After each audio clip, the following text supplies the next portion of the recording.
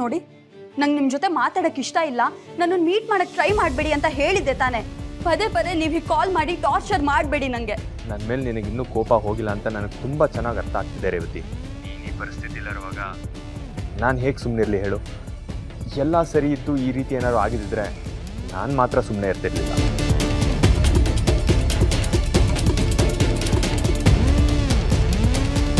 ಆದರೆ ಏನು ಮಾಡಲಿ, ಜೊತೆಯಾಗಿ ನಿಂತು ಹೋರಾಡೋಕ್ಕಾಗದೇ ಇರೋಷ್ಟು ದೂರದಲ್ಲಿದ್ದೀನಿ ನಾನಿವಾಗ. ನೋಡಿ, ನಮ್ಮ ಬಗ್ಗೆ ಯಾರು ಸಿಂಪತಿ ತೋರ್ಸೋದು ಬೇಕಾಗಿಲ್ಲ. ನೀನು ಬೇಡ ಅಂತ ಹೇಳ್ಬೋದು ರೇವತಿ, ಆದರೆ ನಮ್ಮವ್ರು ಅನ್ನಿಸ್ಕೊಂಡವ್ರು ನೋವಲ್ಲಿದ್ದಾರೆ ಅಂತ ಗೊತ್ತಾದ ತಕ್ಷಣ ನಾವು ರಿಯಾಕ್ಟ್ ಮಾಡೋದಕ್ಕಾಗಲ್ಲ ಅಂತಂದರೆ ಆ ನೋವು ಎಷ್ಟಿರುತ್ತೆ ಅಂತ ನನಗೆ ಮಾತ್ರ ಗೊತ್ತು. ಆದರೂ ಇದೆಲ್ಲ ಹೇಗಾಯ್ತು ರೇವತಿ? ಇದನ್ನು ತಡೆಯೋದಕ್ಕೆ ಯಾರು ಟ್ರೈ ಮಾಡಿಲ್ವಾ? ಏನು ಇಂಡೈರೆಕ್ಟ್ ಆಗಿ ನಮ್ಮ ಅಕ್ಕ ಹೇಗೆ ಮೋಸ ಮಾಡಿ ಮದುವೆ ಆದ್ಲು ಅಂತ ಕೇಳೋದು ಕಾಲ್ ಮಾಡಿದ್ದೀರಾ? ಅಯ್ಯೋ, ಖಂಡಿತವಾಗ್ಲೂ ಇಲ್ಲ ರೇವತಿ. ನಾನು ಹಾಗೆ ಯಾವತ್ತಾದರೂ ಪ್ರಶ್ನೆ ಮಾಡ್ತೀನ? ಕಣ್ಣೀರು ಒರೆಸೋ ಕೈಗಳು ಯಾವತ್ತೂ ಹೃದಯಕ್ಕೆ ಗಾಯ ಮಾಡಲ್ಲ. ನಾನೇನಾದರೂ ಆ ಜಾಗದಲ್ಲಿ ಇದ್ದಿದ್ರೆ ಸುಮ್ಮನೆ ಬಿಡ್ತಿರ್ಲಿಲ್ಲ. ಇಷ್ಟೆಲ್ಲ ಮಾಡಿದ್ದು ಯಾರು ಅಂತ ಪತ್ತೆ ಹಚ್ತಿದ್ದೆ. ಅದು ಸರಿ, ಲೀಲನ್ ಜೀವನದಲ್ಲಿ ಆಟ ಆಡಿದ್ದು ಯಾರು? ಯಾಕೆ ಹೀಗೆಲ್ಲ ಮಾಡ್ತಿದ್ದಾರೆ? ಅವ್ರು ಯಾರೇ ಆಗಿರ್ಲಿ, ಅವ್ರನ್ನ ಮಾತ್ರ ಸುಮ್ಮನೆ ಬಿಡಲ್ಲ, ಹೊರಗೆ ತಂದೆ ತರ್ತೀವಿ. ಅಷ್ಟೇ ಅಲ್ಲ, ನಮ್ಮಕ್ಕ ತಪ್ಪು ಮಾಡಿಲ್ಲ ಅನ್ನೋದನ್ನ ಸಮಾಜಕ್ಕೆ ಅರ್ಥ ಮಾಡಿಸ್ತೀವಿ. ಒಂದು ವೇಳೆ ರೇವತಿ ನನ್ನ ಸಹಾಯ ಬೇಕು ಅಂತಂದ್ರೆ ಅದ್ರ ಅವಶ್ಯಕತೆ ನಮ್ಗಿಲ್ಲ. ನಮ್ಮ ಪ್ರಾಬ್ಲಮ್ನ ಹೇಗೆ ಸಾಲ್ವ್ ಮಾಡ್ಕೊಬೇಕು ಅಂತ ನಮಗೆ ಚೆನ್ನಾಗಿ ಗೊತ್ತಿದೆ. ದಯವಿಟ್ಟು ನೀನು ನನಗೆ ಫೋನ್ ಮಾಡದೇ ಇದ್ರೆ ಅದೇ ನೀವು ನನಗೆ ಮಾಡೋ ದೊಡ್ಡ ಹೆಲ್ಪ್. ಹಲೋ ಹಲೋ ಹಲೋ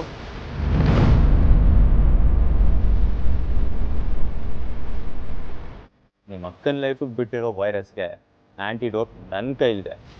ಆದರೆ ಹೇಗೆ ನೀನು ಕ್ಯೂರ್ ಮಾಡಿಬಿಡ್ತೀಯೋ ನಾನು ನೋಡೇ ಬಿಡ್ತೇನೆ.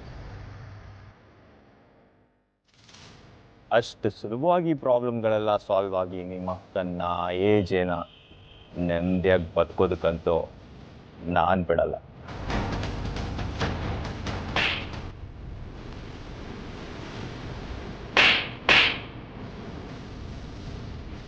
ನಿನ್ನಂತ ಒಂದು ಜಾಗ ಇರೋದು ಗೇಟ್ ಆಚೆ, ನಾಯಿಗಿರೋ ಏತತ್ರ ಇದ್ದಿದ್ರೆ ಏತತ್ರ ಇರೋ ಅಂತ ಹೇಳ್ತಿದ್ದೆ.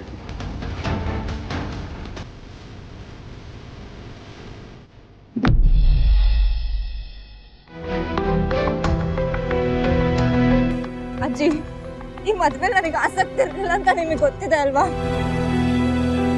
ಇವಳಿಗೆ ಆರತಿ ಮಾಡೋ ಸಂದರ್ಭ ಬಂದ್ರೆ ನಾವೇ ಈ ಮನೆ ಬಿಟ್ಟು ಆಚೆ ಹೋಗ್ತೀವಿ.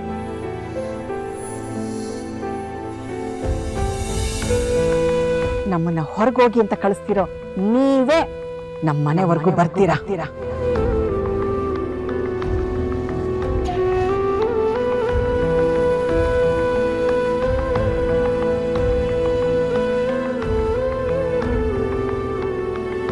ಎಲ್ಲ ವಿಘ್ನಗಳನ್ನು ಮೀರಿ ಈ ಮದುವೆ ಆಗಿದೆ ಅಂತಂದ್ರೆ ಇದು ಆ ಭಗವಂತನ ಲೀಲೆನೆ. ಅಂದಮೇಲೆ ಅವನೇ ಎಲ್ಲ ಸರಿ ಮಾಡ್ತಾನೆ ಅಂತ ಆಯಿತು. ಆದರೆ ಅಷ್ಟರಲ್ಲೇ ಪಾಪ ನನ್ನ ಸೊಸೆಗೆ ಶಿಕ್ಷೆ ಕೊಡೋದು ಎಷ್ಟು ನ್ಯಾಯ? ಇಂಥ ಸಮಯದಲ್ಲಿ ನಾನು ಅವಳಿಗೆ ಧೈರ್ಯ ಹೇಳಬೇಕು.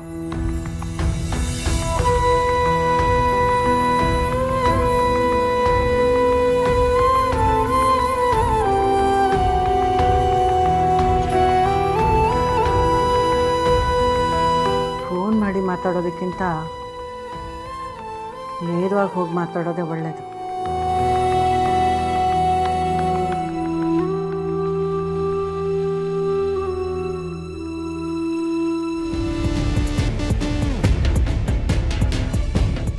ಅಪ್ಪ ಅಪ್ಪ, ಯಾಕೆ ಇಷ್ಟೊಂದು ಕೋಪದಲ್ಲಿ ಕಿರಿಸ್ತಾ ಇದೆಯಾ?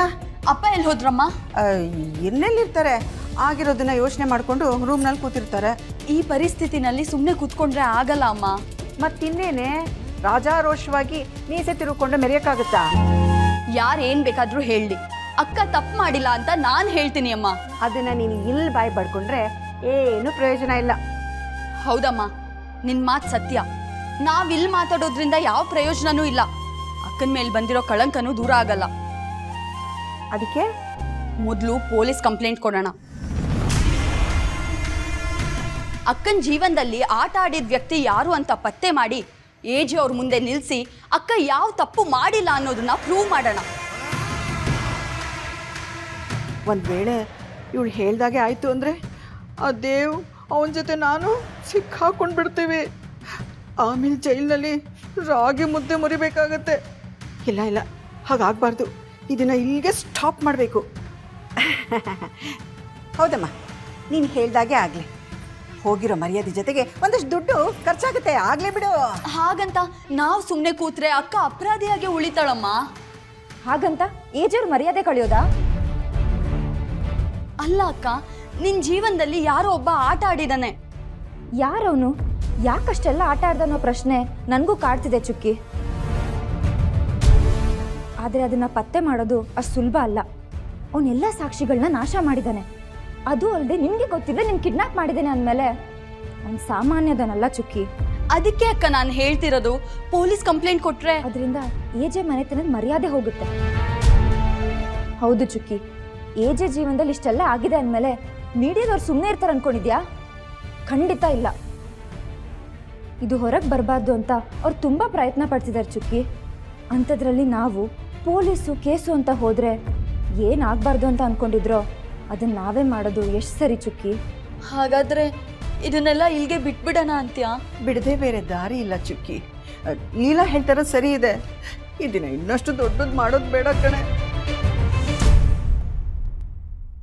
ನೋಡು, ಒಂದು ವೇಳೆ ಸರ್ಪದ ಕೈನಲ್ಲಿ ಸಿಕ್ಕಾಕೊಂಡ್ರು ಕಚ್ಚಿಸ್ಕೊಳ್ಳೋದನ್ನ ತಪ್ಪಿಸ್ಕೋಬೋದು. ಆದರೆ ಸಮಾಜದ ಬಾಯಿಗೆ ಏನಾದ್ರು ಸಿಕ್ಕಾಕೊಂಡ್ಬಿಟ್ರೆ ಚುಚ್ಚು ಮಾತಾಡಿ ಮಾತಾಡಿ ನಮ್ಮನ್ನ ಕೊಂದು ಬಿಡ್ತಾರೆ.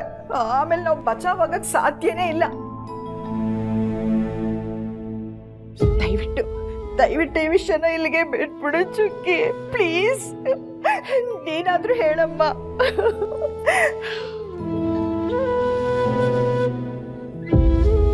ನನಗೋಸ್ಕರ ನಿನ್ನ ಲೈಫ್ನೇ ತ್ಯಾಗ ಮಾಡಿಬಿಟ್ಟೆ ಅಕ್ಕ.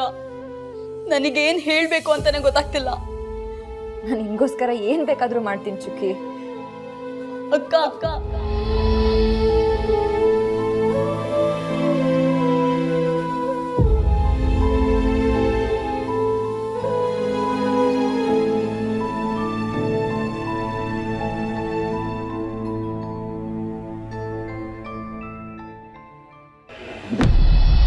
ನೀವು ಅವತ್ತು ಲೀಲಾನ ಮದುವೆ ಆಗ್ತೀನಿ ಅಂತ ಅನೌನ್ಸ್ ಮಾಡಿದಾಗ ನಾವು ಅಪೋಸ್ ಮಾಡಿದ್ದು ನಿಜ.